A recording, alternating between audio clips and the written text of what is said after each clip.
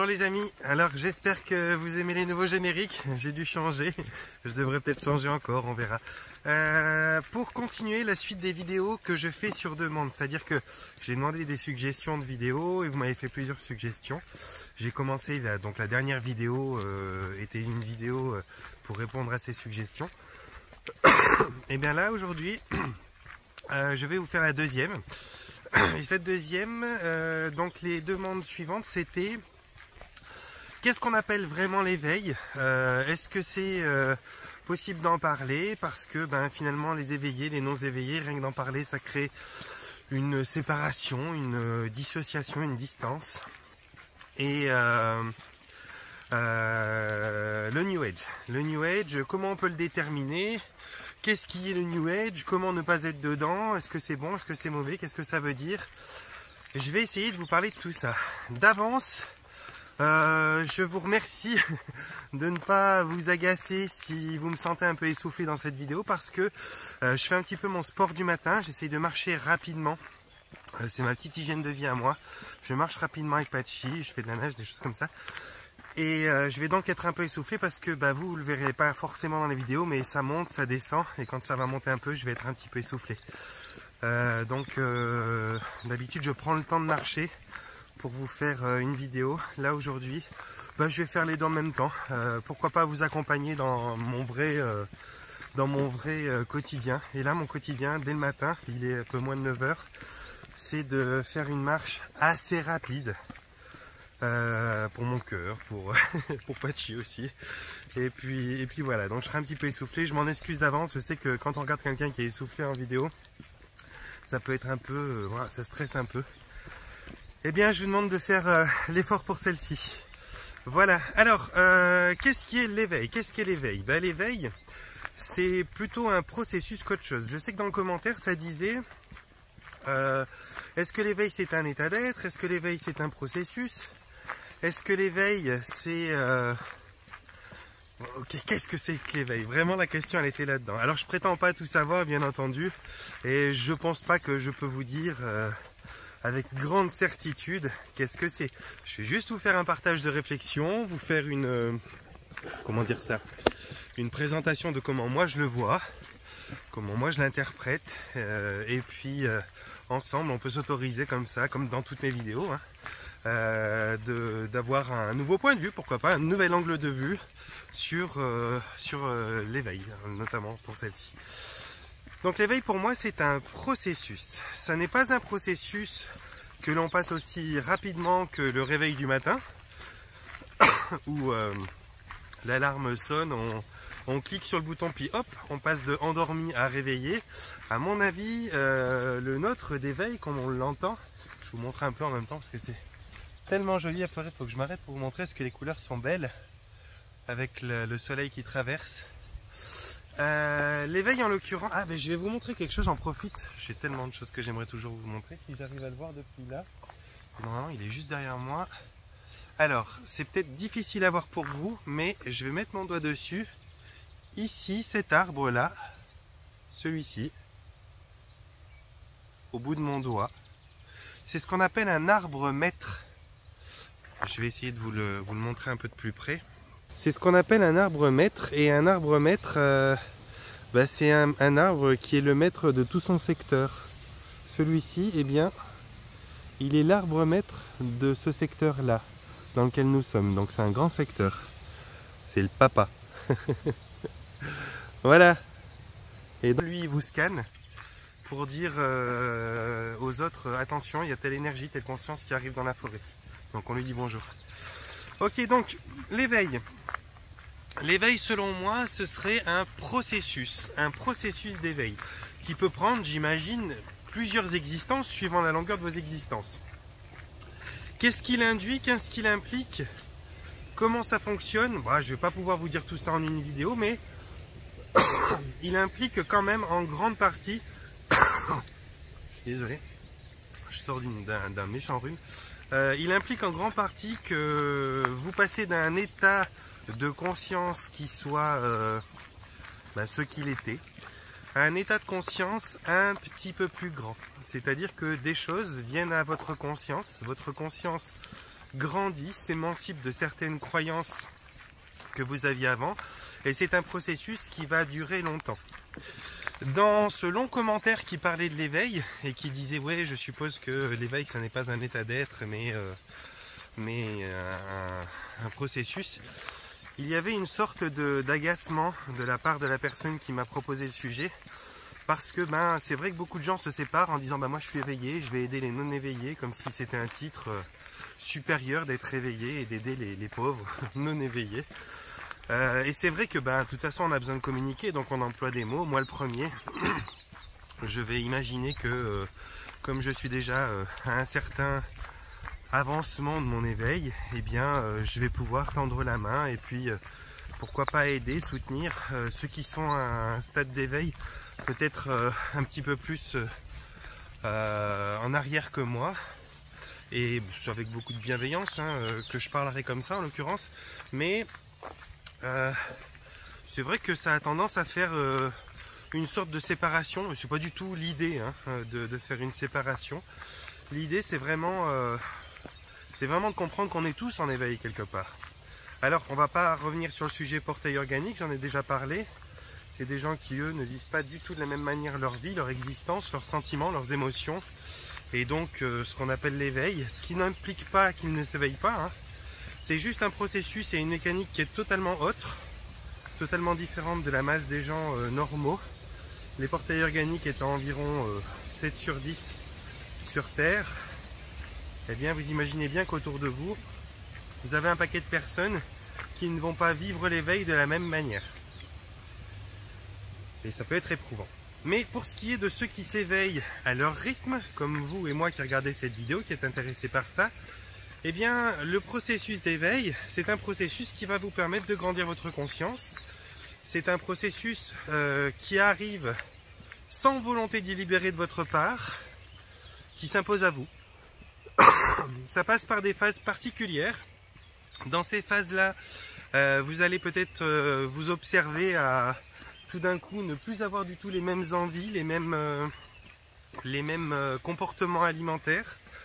C'est pas forcément l'indicateur premier et fiable d'un bon éveil, parce que on peut souvent imaginer que les gens qui vont s'éveiller vont commencer à avoir un petit peu une sorte de dégoût pour la viande par exemple, vont se mettre à moins facilement avoir envie de manger des animaux, et donc vont se tourner plus vers la végétation, les végétaux, les choses comme ça. Mais vous avez des gens qui vont peut-être depuis longtemps avoir déjà entamé leur éveil, être passés par ces phases-là et revenir de temps en temps à des envies de manger des animaux. J'en suis un très bon exemple. J'ai passé des phases d'éveil où je ne pouvais pas, l'odeur même d'une viande cuite me rebutait, ça m'écœurait, et des fois j'en avais l'envie. Là actuellement, dans la période où je suis, je peux manger de la viande, ça pose pas un problème particulier. Je peux manger des animaux, faut que je vous montre, trop beau. Des animaux, et c'est pas problématique. Mais il y a eu des moments où c'était inconcevable pour moi, où c'était absolument pas possible. Et ces moments-là, eh bien, voilà, c'était des phases d'éveil, c'était des montées de conscience qui se faisaient comme ça. Alors, on va pas dire que quelqu'un part en arrière dans sa conscience, vient à manger de la viande ou des choses comme ça. C'est simplement que la conscience, c'est peut-être pas du tout ce que vous en imaginez et ce que vous en entendez. Le fait d'imaginer par exemple que arrêter de manger des animaux, c'est une montée de conscience, c'est vrai, et en même temps ça ne l'est pas. C'est vrai dans le sens où il y a une phase comme ça qui fait que votre corps, votre organisme, votre être passe par une phase où il a besoin d'expérimenter ça, de prendre conscience de ce qu'est un animal, de prendre conscience de sa position, de sa place, de ce qu'on peut éventuellement lui faire endurer en ayant le comportement qu'on a. Et donc ça passe par ce processus où tout d'un coup vous allez vous mettre à manger autrement, vous allez donc vous mettre à penser autrement, à ressentir les choses autrement. Et pourquoi tout d'un coup vous revenez à avoir envie de viande? Parce qu'il se peut que votre corps, lui, il en ait besoin. On n'est pas tous égaux face aux protéines animales. même si on pourrait le penser. Et certains humains vont plus facilement avoir besoin de protéines animales et d'autres vont pouvoir plus facilement s'en passer. Ça n'est pas un prétexte, mais l'important c'est la prise de conscience. Donc tout ce que l'on vit, c'est la prise de conscience. Que ce soit pour un animal ou pour moi, qui suis un animal humain, donc pour vous, quoi qu'il en soit, on va mourir. Quoi qu'il en soit, notre corps va s'arrêter par un accident, par une maladie, par la vieillesse, peu importe, mais à un moment ou l'autre, que vous fassiez tout juste ou pas, votre corps, lui, eh ben, il arrivera à sa date de péremption. Et votre esprit, ben, il quittera ce corps. C'est valable pour les animaux, c'est valable pour les végétaux, pas de la même manière, mais c'est aussi valable pour les végétaux, et c'est valable aussi pour les minéraux, d'une manière encore différente. L'expérience se fait, et au bout d'un moment, on quitte un état d'être pour aller vers un autre état d'être, avec des phases transitoires où on fait le bilan. Et quoi que vous fassiez, donc vous passez par ces états-là. Quand vous vous amusez à vivre quand vous amusez, c'est pas toujours amusant, mais quand vous vivez un palier, un état d'éveil qui passe par ne plus manger de la viande, bah pendant un moment vous prenez conscience de certaines choses, vous voyez les choses autrement, vous assimilez des informations, et tout d'un coup, vous repartez un jour, pour une raison X ou Y, à avoir envie de manger des animaux à nouveau. Peut-être moins, peut-être différemment, peu importe finalement. Mais tout d'un coup, cet écœurement que vous aviez, il est absent et vous pouvez remanger de la viande. Ça ne veut pas dire que vous repartez en arrière. Parce que quoi qu'il en soit, peu importe ce que vous mangez, votre état de conscience, lui, il est quand même resté. L'information prise, la façon que vous avez de voir les animaux, de vous imaginer comment les respecter, de leur rendre hommage ou de les respecter vraiment, elle est présente différemment. Parce que finalement, c'est pas de tuer l'animal et de le manger qui est un problème, c'est de ne pas le respecter. Si on a la conscience de comment on fait les choses, que ce soit prendre une douche, que ce soit manger, que ce soit jouer, que ce soit faire toute activité quelle qu'elle soit, l'important finalement dans ce qu'est l'éveil, c'est d'apprendre de plus en plus à faire toute chose en conscience. En fait, l'éveil, c'est l'éveil de la conscience. C'est pas l'éveil de l'être humain, c'est pas l'éveil du mental, c'est pas l'éveil de la France ou l'éveil de la Suisse. Non, c'est l'éveil de la conscience. C'est la conscience qui s'éveille. C'est la conscience qui s'éveille. C'est pas donc la conscience qui grandit ou la conscience qui s'informe ou qui intègre. Non, non, elle s'éveille. Elle est comme endormie parce que pour le but de l'exercice que l'on fait d'incarnation, on a besoin de la soumettre au voile de l'oubli et de l'anesthésier pour revenir à des valeurs à travers l'expérimentation. Et quand on revient à ces valeurs, on peut éveiller sa conscience à certaines choses que l'on savait déjà. Au niveau savoir, on le savait déjà ce qu'on va expérimenter. Mais c'est comme si on s'en rappelait. On se rappelle, ça nous éveille à un vieux souvenir. Terrien ou autre, hein, mais notre conscience, elle profite de ça. Donc l'éveil de la conscience, c'est ce processus-là. Et peu importe que vos comportements aient en avant et en arrière, l'important, c'est l'information qui reste à chaque avancée que vous faites. Même si vos comportements, ils changent, alors bien évidemment, on ne va pas être quelqu'un qui de plus en plus tend la main aux gens et se sent l'envie de rendre ses journées utiles et pleines de sens et qui de plus en plus se tourne vers un métier, par exemple, qui est de l'économie, vers un métier qui est du soutien ou de la thérapie ou machin, et revenir en arrière trop là-dessus.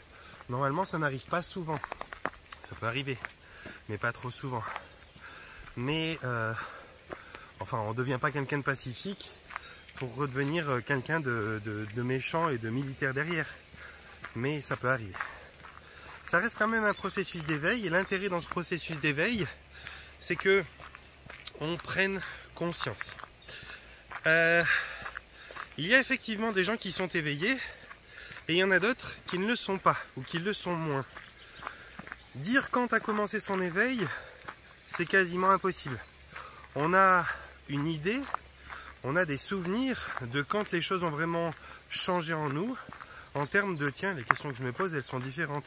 Tiens, ma façon d'observer le monde, elle a changé. Mais on ne sait pas vraiment quand a commencé le processus de l'éveil.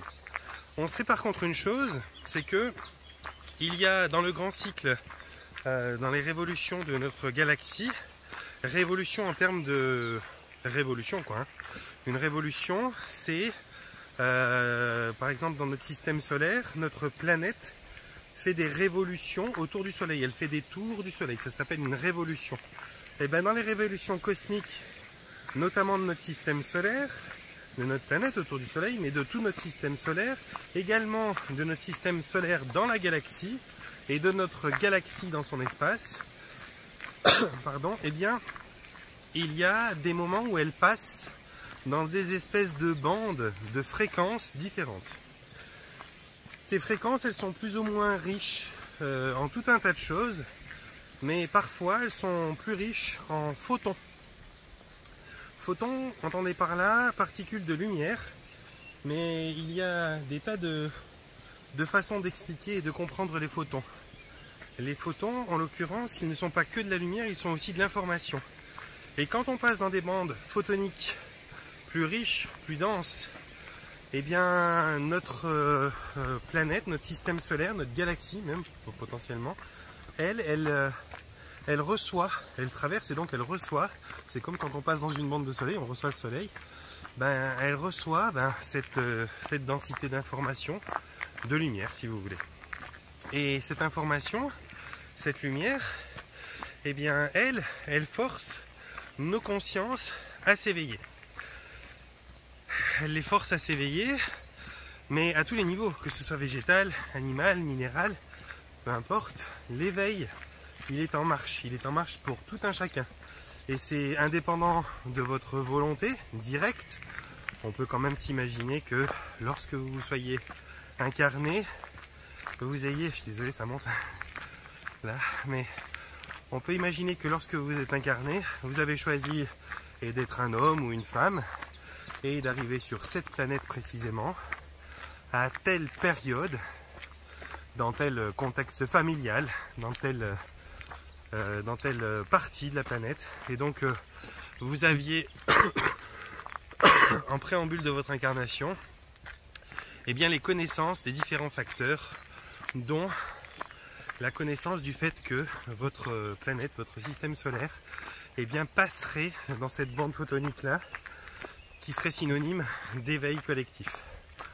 Donc cet éveil là, nous on le traverse, alors c'est pas aussi simple que jour-nuit, hein, mais on le traverse depuis 2012. C'est-à-dire que si vous regardez le calendrier Maya, il parle un peu de ça. En 2012, on est rentré dans une bande photonique qu'on va commencer à traverser, enfin qu'on traverse maintenant, et dont la traversée va nous durer 2000 ans. C'est le calendrier Maya qui vous l'explique le mieux, je crois, sur notre planète. Faut que je ralentisse parce que là...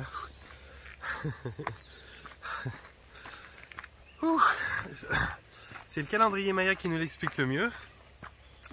Il explique qu'on fait 11 000 ans dans des bandes d'involution. Pendant 11 000 années, on peut s'incarner dans tout un tas d'expériences, et ces expériences nous font involuer gentiment. Puis pendant 2000 ans, on passe dans une bande d'évolution. En fait, si vous le voulez, pour vous expliquer ça au mieux, ça vient pour notre sujet, pour ce qui nous concerne, ça vient d'Alcyone, Alcyone, peu importe comment vous l'appelez. Mais c'est ce qu'on appelle le grand soleil central de notre galaxie. Certains scientifiques l'imaginent comme un trou noir. Il y a tout un tas de théories qui sont faites à ce sujet et qui sont des théories, quoi, hein. On peut pas simplement certifier une théorie, on peut en parler, on peut avancer avec, et puis à un certain moment, ça reste une théorie. Mais ce soleil central, ce trou noir, cet Alcyone, eh bien lui, il est comme un point, comme un soleil au milieu de la galaxie, et il a une bande de rayonnement verticale. Ça veut dire que si nous, notre Voie lactée, elle a un disque horizontal, comme ça, au centre de la galaxie, il y a un rayonnement qui est vertical, qui croisent. Alors je pourrais pas vous le faire parce que je tiendrai pas mais je vais essayer. Non, je peux pas. Je vais essayer comme ça, en calant le truc. Donc la bande elle est horizontale et le croisement il est vertical. Et donc ce croisement vertical, ça donne cette bande de rayonnement. Il y a une bande de rayonnement et quand on la traverse d'un côté à l'autre, on met 2000 ans. Donc on fait 11 000 ans à faire la moitié du tour, 2000 ans à traverser, 11 000 ans à faire l'autre moitié du tour, 2000 ans à traverser, et ainsi de suite. Il faut que je vous le fasse en dessin sur le sol, ça sera peut-être plus simple, bougez pas. Alors, on va dire comme ça, je sais pas si ça va marcher, on va dire que le caillou, là, celui-ci c'est Alcyon, d'accord? Il a une bande de rayonnement comme ça. Je sais pas si vous voyez bien, mais donc là, allez, là, c'est sa bande de rayonnement. Et nous, avec notre planète, la Terre et notre système solaire, on tourne dans la Voie lactée, on passe comme ça, paf, on traverse pendant 2000 ans, paf, on traverse pendant 2000 ans la bande de rayonnement, puis on fait 11 000 ans, comme ça, et paf, on traverse pendant 2000 ans, et hop, on refait 11 000 ans, et ainsi de suite. C'est comme ça que ça se passe. Et en 2012, on serait rentré dans cette bande de rayonnement.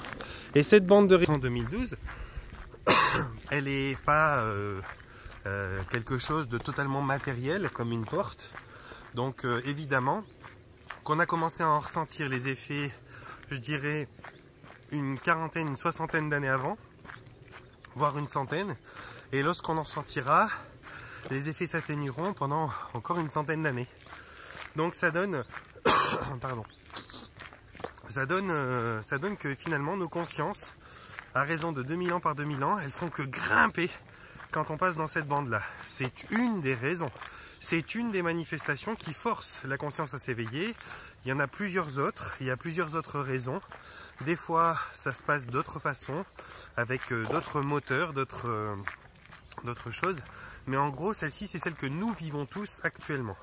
Donc à partir de là, quelque chose est aussi puissant que l'est une saison sur notre planète.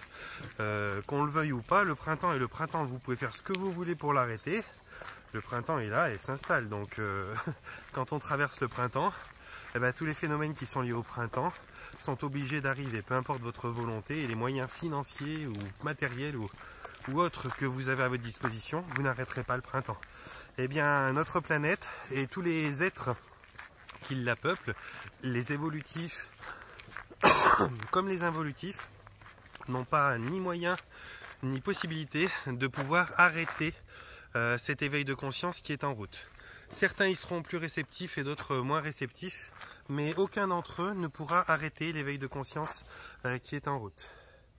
Est-ce que j'ai encore du temps? Oui. Donc cet éveil de conscience là, eh bien il va perdurer quoi qu'il en soit et les effets en seront ce que vous en vivez actuellement. Mais ça ne va pas se résumer à ce processus d'éveil qui est 2 semaines, 2 mois, 2 ans ou 20 ans. Ça va durer tout du long de votre existence et sûrement dans d'autres existences que vous ferez sur Terre ou ailleurs. Il y aura des processus d'éveil qui vont continuer. De toute façon, la conscience, elle ne peut tendre qu'à s'éveiller.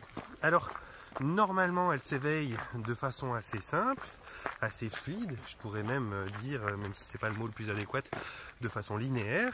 Et puis sur d'autres planètes qui sont plus carcérales, comme la Terre, en termes de règles du jeu, eh bien, on parle d'éveil de conscience parce que pour vivre des expériences sur Terre, il y a possibilité, sur cette planète et quelques autres, pas beaucoup, de pouvoir stopper l'accès à la conscience, ce qui fait que les consciences sont endormies, ce qui fait qu'il y a des phases de retour en arrière qui ne sont pas liées à vous en tant qu'être qui êtes conscient, qui sont simplement liées aux règles du jeu de ce que vous avez choisi de vivre.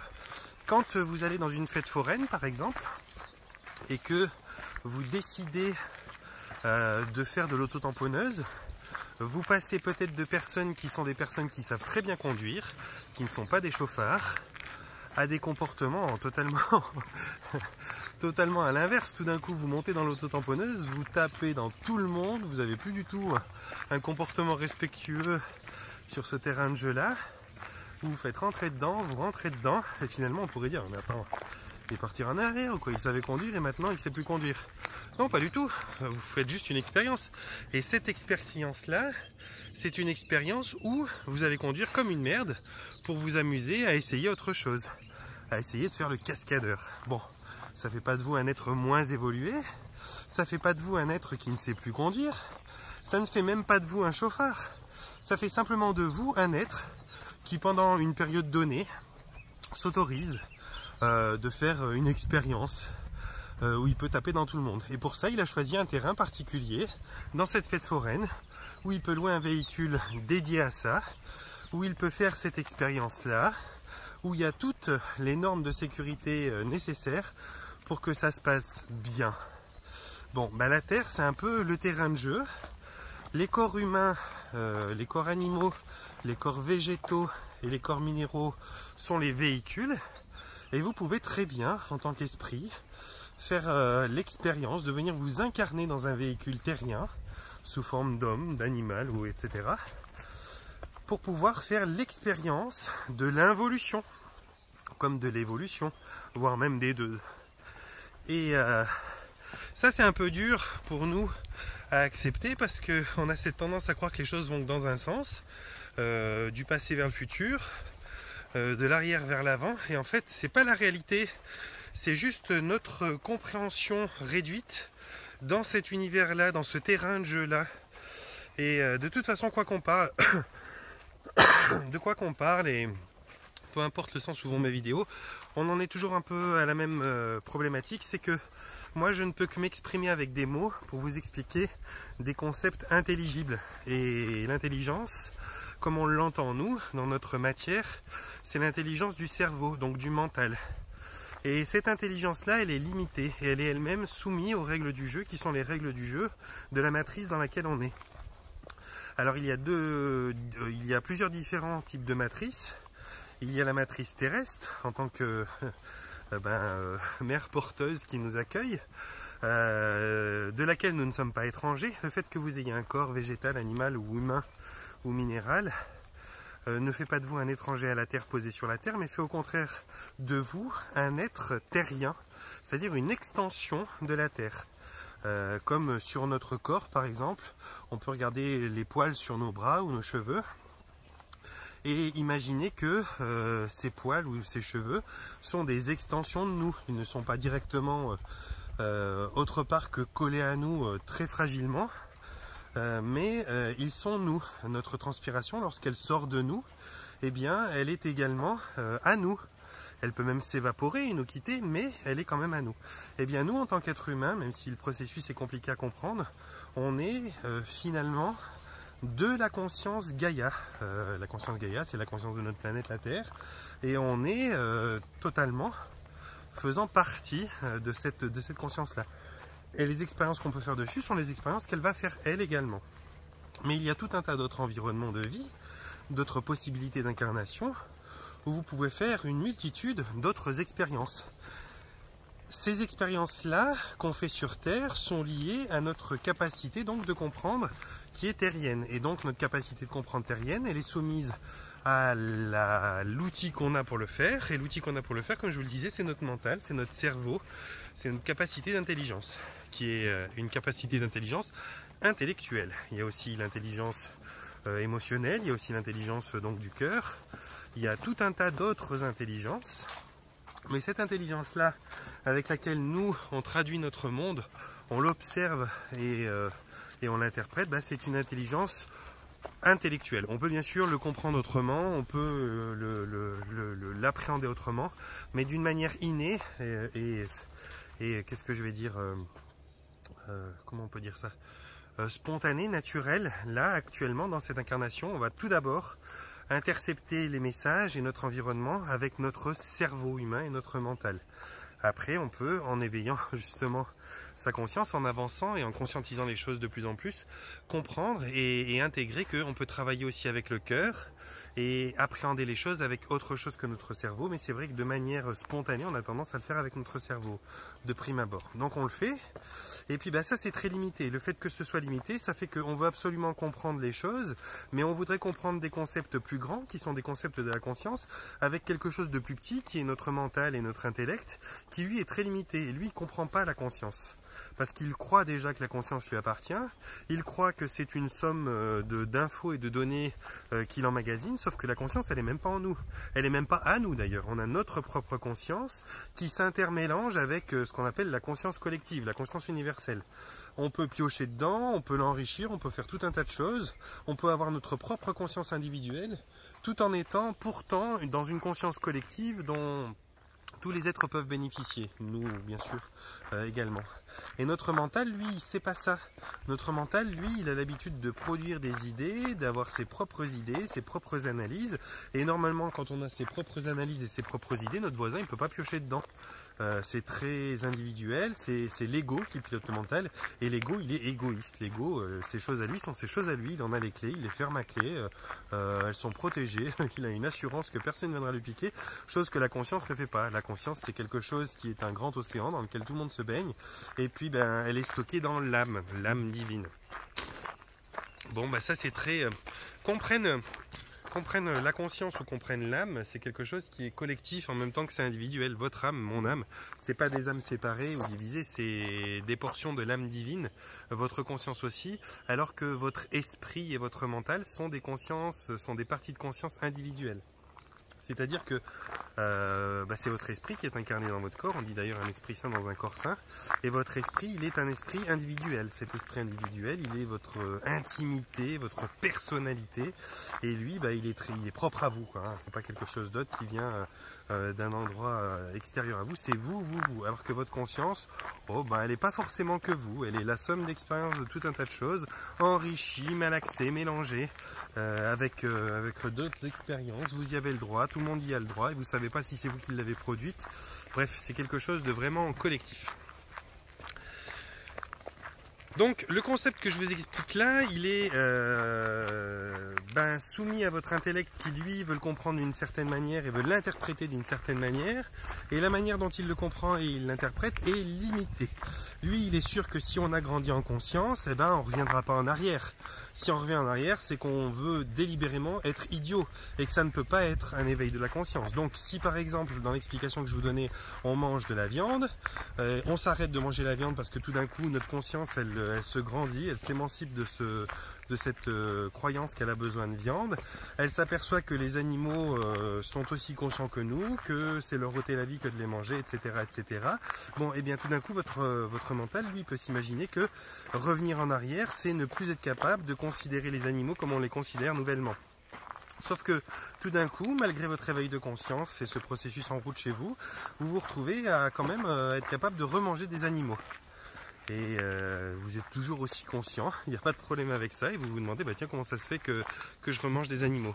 Peut-être que votre conscience, elle a grandi suffisamment pour pouvoir avoir eu des expériences de communication avec les animaux, avec les autres parties de conscience de l'existence. Et peut-être qu'en discutant avec ces autres parties de conscience, ces autres parties de conscience vous ont rassuré en disant, mais tu sais mon gars, on est comme toi, on a choisi, qu'est-ce qu'on venait expérimenter? On a choisi de faire l'expérience d'être une vache, d'être un mouton, d'être un lézard, d'être un peuplier, peu importe, et on a choisi effectivement de venir participer à quelque chose qui pouvait être du côté des proies, là où il y a des prédateurs. Alors là, pour l'instant, le prédateur que vous envisagez, c'est vous, l'être humain. Mais ça aurait pu être un ours, ça aurait pu être un cougar, ça peut être un puma, ça peut être tout un tas de choses. Et même après une grosse blessure où on agonise sur la terre, ça peut être les fourmis tout simplement, ou les scarabées. Peu importe, mais on vient faire cette expérience-là. Et donc le fait que vous nous mangiez, c'est pas quelque chose qui est grave en soi. Ce qui est grave en soi, c'est pas que vous nous mangiez, que vous nous tuiez ou que vous nous chassiez, comme le ferait peut-être un puma dans les montagnes pour vous-même. Le problème, c'est que vous ne le fassiez pas en conscience. Le problème, c'est que vous nous exploitez sans conscience de ce que l'on est, vous nous achevez sans une pensée pour l'être qu'il y a à l'intérieur et que vous vous sentez au-dessus de nous. Le problème, c'est que vous vous sentez capable de nous utiliser comme un produit sans considération. Là est le problème de la conscience de l'être humain. Si vous nous mangez, avec la conscience qu'on a fait don de notre corps pour que vous puissiez vous servir de notre énergie, et qu'elle circule en vous pendant un laps de temps, et que vous respectez ce don et que vous nous appréciez malgré tout, que vous n'imaginiez pas nous tuer ou nous ôter la vie pour une raison qui soit autre qu'une raison de survie pour vous, qui ait un respect, quoi, qu'il y ait une considération de qui on est. À ce moment-là, votre conscience, elle est bonne. Peu importe que vous nous mangiez ou pas. Quoi qu'il en soit, tout le monde mange quelqu'un. Je veux dire, un herbivore, il mange l'herbe. Et quand on regarde et qu'on considère l'herbe, elle a un corps physique, elle a des corps éthériques, elle a une conscience, elle a vraiment des couches d'aura, elle a tout un tas de choses. D'ailleurs, quand on assimile des produits qui viennent des plantes, de la pharmacopée autour de nous, on assimile quelque chose qui nous est transmis par les plantes, qui est encore vivant, plein de principes actifs, et que la plante produit, c'est un état de conscience. Comment vous croyez qu'on a développé les premières médecines? La première médecine, c'était les médecines chamaniques, qui était l'art de savoir mélanger certaines plantes, de savoir quelle racine se mélange avec quelle feuille, pourquoi il fallait la cuire ou pas, qu'est-ce qu'elle apportait à l'être qui l'a consommé, est-ce qu'elle lui soignait son indigestion, est-ce qu'elle lui enlevait un bouton, est-ce qu'elle cicatrisait ou désinfectait une plaie. Ces premières choses se sont connues par l'observation, certes, mais aussi par la communication. Ces êtres qu'on dit chamans ont commencé à communiquer avec les plantes. Quand on parle d'ayahuasca, par exemple, l'expérience de l'ayahuasca, c'est une feuille de chacruna avec une racine d'ayahuasca. Ou si je fais erreur, c'est le contraire. C'est une feuille de chacruna avec une racine d'ayahuasca, peu importe. Mais c'est un mélange de deux substances, une dans une feuille, une dans une racine. Et ces deux substances-là doivent être cuites pendant tant de temps, à telle température. Et elles donnent la possibilité de faire un voyage psychédélique qui peut vous permettre d'atteindre un soin incroyable, un soin énergétique, un soin qui soit aussi capable de vous désenvoûter de certaines entités. Bref, il y a vraiment quelque chose d'hyper intéressant dans l'expérience de consommer de l'ayahuasca.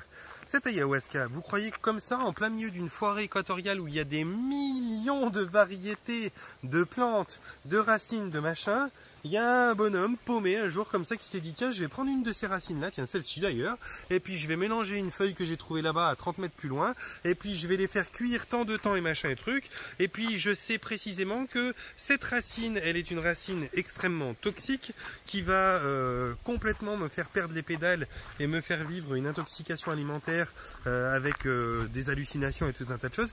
Et cette feuille précisément, elle va être capable de réduire la toxicité de cette racine, ce qui fait que le voyage ne sera pas un voyage mortel mais un voyage psychédélique et voire thérapeutique, et que si je les mélange à tel niveau et que je les cuis à telle intensité, eh bien je survivrai et en plus je pourrai guérir des choses.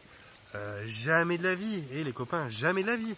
Il y a eu de la communication, il y a eu des trans, il y a eu des méditations, appelez ça comme vous voulez, entre l'énergie, la conscience des plantes et la conscience des êtres humains, et ces deux consciences ayant partagé des infos, et ben la pharmacopée, les plantes lui ont dit, ici c'est trop beau, je vous montre, lui ont dit, ben écoute, tu peux te soigner comme ci, comme ça, on peut t'apporter quelque chose, on peut t'apporter du soin, on peut veiller à ce que tu puisses te débarrasser de ceci et de cela. Nos informations, eh bien, fais comme ça.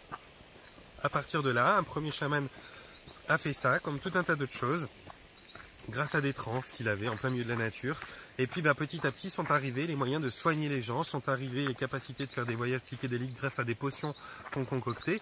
Et donc quand vous mangez une plante, quand vous mangez une salade, une laitue, quand vous mangez une marguerite ou du pissenlit, quand vous mangez une carotte, quand vous mangez... C'est exactement la même chose que quand vous mangez un animal. C'est pas bien ou mal, c'est même, si on regarde un petit peu, presque pire, parce que bon, la vache à la limite, t'essayes de lui croquer une fesse, elle peut partir au galop. Par contre la carotte, tu veux lui croquer une fesse, ben elle peut pas partir au galop. Hein. Elle se laisse cueillir et elle se laisse manger parce qu'elle a même pas de bras pour se défendre et pas de jambes pour partir en courant.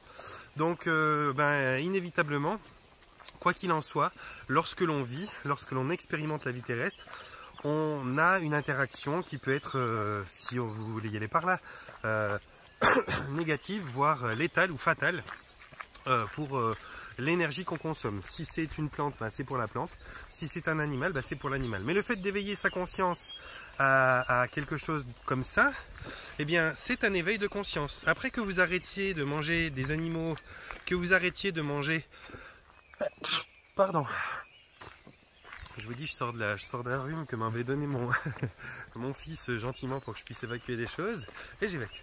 Que vous mangiez donc de la viande, que vous mangiez des végétaux, quoi qu'il en soit, vous mangez quelque chose qui a une conscience et qui a différentes sources d'énergie et différentes capacités d'interagir avec vous.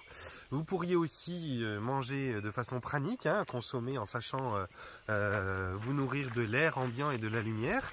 Je ne développerai pas jusque là parce que c'est vrai, j'ai pas encore eu l'occasion d'échanger avec cette partie de conscience, mais je pense que ça serait toujours consommer quelque chose qui est vivant. Est-ce qu'on arrête sa vie à ce moment-là ou est-ce qu'elle se transmute en quelque chose en nous et puis finalement c'est un autre processus? J'imagine que c'est un autre processus.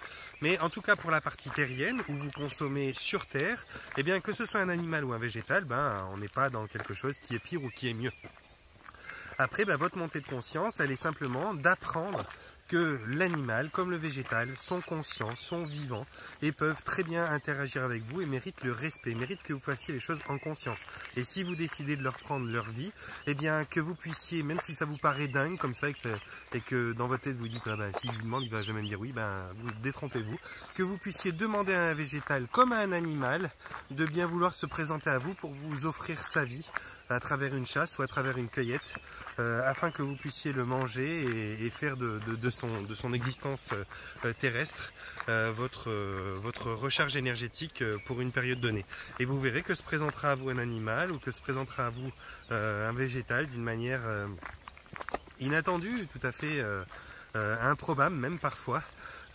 Comme quand vous faites une prière ou une demande, peut se présenter à vous une personne, une fréquentation, ou un livre, ou une vidéo sur YouTube ou quelque chose. Combien de personnes m'ont dit putain je pensais à ci, je pensais à ça, je voulais telle réponse et je suis tombé sur une de tes vidéos, c'est comme ça que je t'ai connu, puis en fait c'est totalement ça, et puis voilà, comment ils sont tombés là-dessus, pourquoi, Dieu sait. Alors c'est pareil pour tout. L'éveil de la conscience, donc, pour revenir au sujet de cette vidéo, eh bien c'est quelque chose, je vais vous montrer quelque chose de plus beau. L'éveil de la conscience, donc c'est quelque chose, je fais une petite pause là, c'est quelque chose qui est justement de cet ordre-là, de cet ordre du processus, où petit à petit, eh bien, on avance en grandissant notre capacité d'appréhender notre environnement, de comprendre son fonctionnement, ses mécaniques, son but ultime, son objectif, de pouvoir ressentir à travers lui, avec lui et à travers nous, eh bien ce qu'il est, comment il se véhicule, comment il se libère aussi lorsqu'on lui pique son corps et qu'on le libère de son corps, où il va, de quoi il fait partie. Et vous vous apercevrez que quand vous libérez l'esprit d'un animal de son corps, comme l'esprit d'une plante, comme le vôtre, quand il se libérera de votre corps, eh bien on va tous un petit peu dans le même endroit, dans le grand flux éthérique. Se mélanger avec des énergies et puis faire des choix, faire des compréhensions, transmettre. On est dans la conscience pure, on est dans le disque dur de l'âme et on fait ce genre de voyage là. Alors, je reprends, peut-être. Donc au niveau de la conscience, voilà ce qu'il en est. J'espère que ça parlera. Donc il n'y a personne qui est plus éveillé ou moins éveillé. Il y en a simplement qui sont un petit peu allés en avant par rapport à d'autres. Là, sur ce plan-là, par rapport à leur compréhension actuelle, mais s'ils sont trop observateurs de cela et qu'ils ont besoin encore d'une manière ou d'une autre de se comparer à leurs prochains pour pouvoir se demander s'ils sont en avance ou pas, eh bien il y a peut-être l'ego là-dedans au milieu qui vient se mélanger. C'est pas parce qu'on a un gros ego spirituel, même si ça vous déplaît ce que je vais vous dire, hein, mais c'est pas parce qu'on a un gros ego spirituel ou qu'on se compare plus avancé ou moins avancé qu'un autre qu'on n'en est pas pour autant très avancé dans sa conscience. Hein. On peut très bien avoir une très grande conscience, un très grand éveil qui est déjà opéré chez nous depuis longtemps et qui avance depuis longtemps, tout en ayant un ego spirituel qui s'installe parce que c'est long le processus d'éveil de la conscience. C'est éreintant, c'est épuisant, c'est éprouvant. Et les individus qui sont à côté de nous dans leur propre cheminement sont eux-mêmes de temps en temps des êtres qui contribuent à l'agacement, à l'épuisement. Être très conscient, ça implique pas forcément d'être très patient ou d'être très tolérant. Ça explique simplement d'être conscient de tout un tas de processus. Et pour vos enfants, par exemple, c'est ça. Vous avez beau être conscient qu'ils sont en apprentissage de la vie, que quand ils tirent la moustache du chat, ils sont pas conscients de ce qu'ils font, et puis que plus tard il comprendra que cet animal il a le droit à autant de douceur que nous. Et vous avez beau être conscient, vous, de ça, de leur état d'avancement et de leur petit âge et de leur manque de conscience, ça n'empêche pas que de temps en temps, vous êtes plus patient et de temps en temps moins patient. Et c'est pas parce que vous manquez de conscience, vous manquez pas de conscience. C'est ok.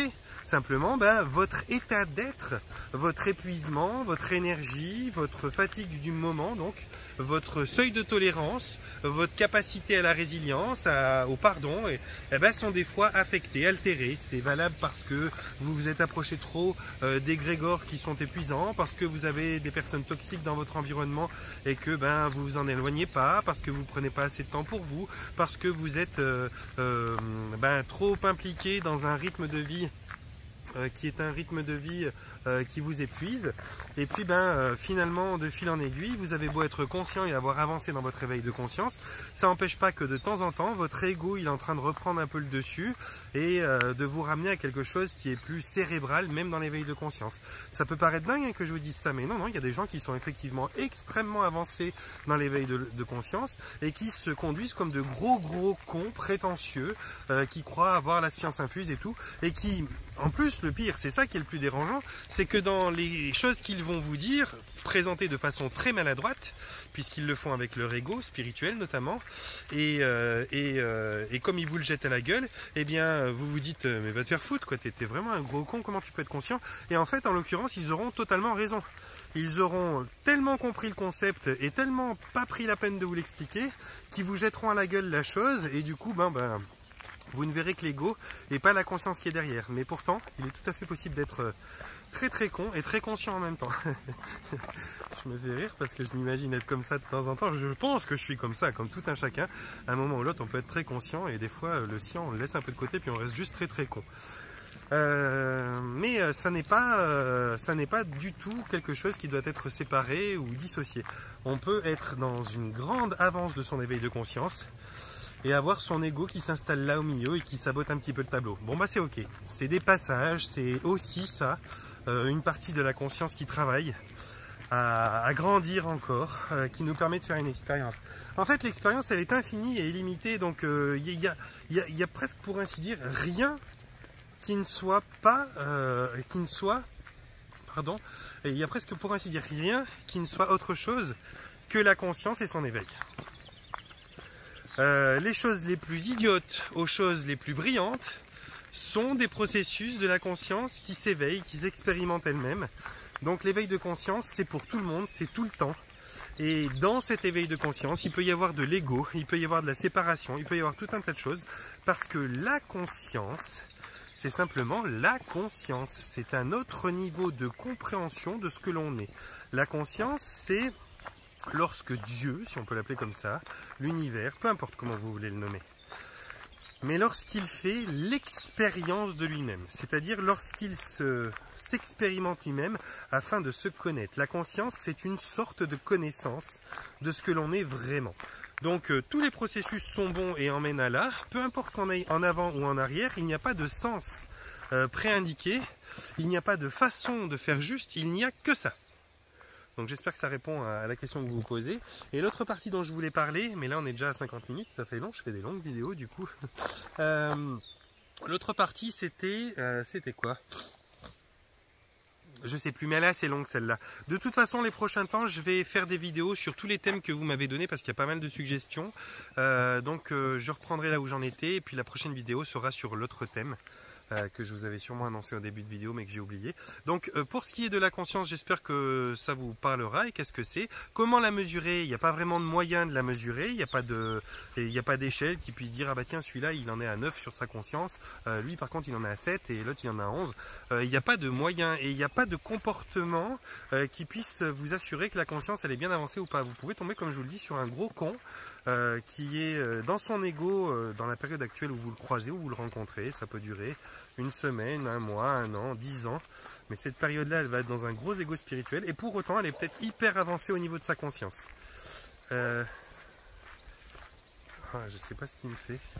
Comme ça va m'intéresser, je vous le montre. Mon Pachi, il fait souvent ça. Enfin, souvent, non. Il senti quelque chose dans l'endroit où il est.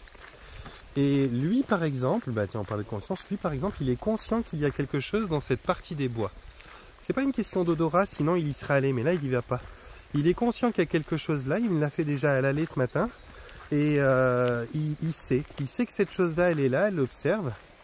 Et qu'elle n'a pas changé d'endroit.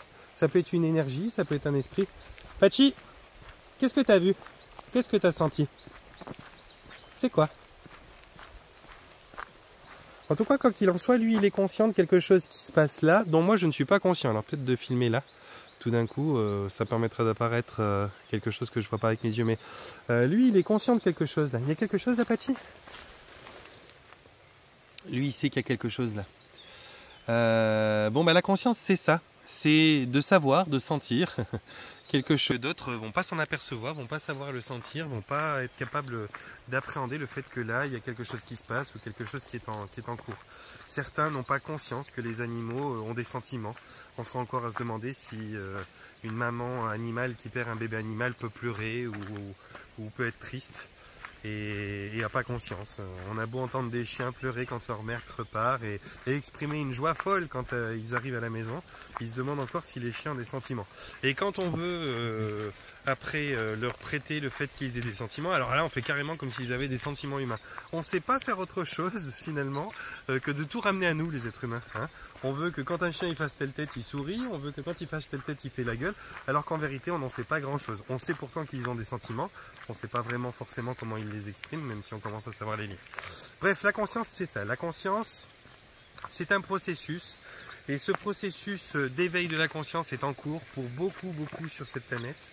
Et oui, certains conscients vont pouvoir tendre la main à d'autres qui sont peut-être moins conscients, si on peut dire ça. Mais c'est pas pour autant qu'il faudra dire que les moins conscients sont moins conscients. Et c'est pas pour autant que les plus conscients qui se croiront plus conscients devront être observés par vous en vous disant mais ils doivent pas être plus conscients. S'ils étaient plus conscients, ils seraient plus tolérants, plus patients, ils se prendraient pas la tête et ils se verraient moins séparés. Ben non, pas forcément. C'est ça qui est le pire. C'est qu'on peut être très conscient depuis très longtemps, mais rattrapé par le monde derrière qui lui traîne et qui forcément freine notre éveil de conscience. C'est un peu comme un troupeau, hein, cette planète. On a beau être le premier du troupeau, s'il y en a plein qui traînent, au bout d'un moment, ben on est freiné par tout ce troupeau. Et puis ben on peut de temps en temps se dire mais vous m'agacez là, avancez quoi, qu'on puisse arriver à l'endroit ensemble, parce que si moi j'y vais tout seul je vais me faire manger, il n'y a qu'en troupeau qu'on peut arriver dans tel endroit ensemble en sécurité et tout. Je suis obligé de vous attendre pour être en sécurité, et en même temps vous attendre ça va peut-être faire qu'on n'arrivera pas à la bonne saison sur place, il n'y aura plus de pâturage quoi. Donc à un moment ou l'autre ben on peut être conscient qu'il faut aller à une certaine vitesse, on peut même aller à cette certaine vitesse, mais ralenti par l'effet de masse, l'effet de groupe, les égrégores, les phénomènes sociétaux, etc. Et bien on peut avoir de tout d'un coup, parallèlement à notre conscience, pardon pour les postillons, parallèlement à notre conscience, on peut avoir tout d'un coup notre impatience qui s'installe, notre ras-le-bol, notre mental qui vient un petit peu se mélanger à notre conscience qui est pourtant très avancée et qui vient de temps en temps dire j'en ai aussi plein le cul quoi. J'ai beau être conscient, j'ai beau être ci, j'ai beau être ça, j'ai beau savoir que vous êtes en apprentissage, j'ai beau savoir que là où vous en passez et même y être passé, j'ai beau savoir ceci, j'ai beau savoir cela, là j'en ai juste plein le cul. Et en être conscient, moi des fois, qui suis quand même conscient, qui suis quand même sur mon chemin d'éveil de conscience depuis un moment, de temps en temps, c'est vrai que je peux me surprendre à parler de moi comme quelqu'un qui est déjà dans un processus d'éveil, là où d'autres sont des nouveaux éveillés ou machin. Il n'y a pas de malveillance là-dedans, il y a même pas, enfin, je cherche même pas à me mettre plus haut ou plus bas ou plus en avance, mais pour se comprendre, on emploie des mots, des phrases, quoi, qui sont finalement péjoratifs, c'est vrai, et de temps en temps même je peux en avoir plein le cul de mon prochain, je peux en avoir plein le cul de mes propres enfants, suivant comment ils se comportent, et sans pour autant être inconscient de ce qu'ils sont. Je suis tout à fait conscient de ce qu'ils sont, de pourquoi ils le font, et je pourrais me dire ils le font pour telle raison et tout, ouais, sauf que là j'en ai plein le cul, sauf que là je suis fatigué, sauf que là c'est moi-même qui vais devoir payer les pots cassés parce qu'on va être en retard pour ci ou pour ça, et qu'à un moment ou l'autre il faut se secouer. Donc ça peut arriver pour tout un chacun, et alors là notre ego prend le volant et attention, là on appuie sur le champignon, système de survie et compagnie, on y va, on se moque, on est rigide, on est... Ouais, bon, bah, voilà quoi, on fait un petit peu ça. Bon les amis, prochain sujet sur le prochain commentaire qui m'en demandait un, dans la prochaine vidéo. En attendant, je vous envoie un panier de bisous, je vous souhaite de vous porter bien, de prendre soin de vous. J'espère que je suis pas trop brouillon et que j'arrive à vous apporter, je dirais une façon d'observer les choses qui vous soit un peu constructive, qui vous apporte. Et puis ben voilà, je vais partir tout bientôt, là dans un peu plus d'une semaine vers Draguignan, pour ceux qui voudraient me rejoindre. Il y a encore de la place pour des séances et des formations d'hypnose de restructuration énergétique et reprogrammation quantique. Hypnose dans laquelle je m'éclate actuellement parce que je découvre plein de choses pour accompagner notamment des personnes qui ont Parkinson et avec qui j'ai des retours. Ouais, je l'ai eu la dame de Parkinson, ça avance bien, elle va me faire une vidéo bientôt, elle m'a dit les 15 premiers jours de mai, elle va essayer de me faire quelque chose, je vous ferai un retour. Ouais, c'est juste waouh. Et ça, fibromyalgie, endométriose, voilà, toutes ces maladies que j'ai l'habitude de côtoyer et qu'on fait partir en marche arrière, c'est juste génial. Donc ça, je l'enseigne dans le module 2 de la formation. Voilà, je suis à Draguignan là tout bientôt, et puis vous avez mon agenda dans la rubrique à propos de ma chaîne, comme c'est inscrit dans mon nouveau générique. Et puis vous pouvez prendre des informations et me contacter depuis là. Les amis, panier de bisous, portez-vous bien, prenez soin de vous.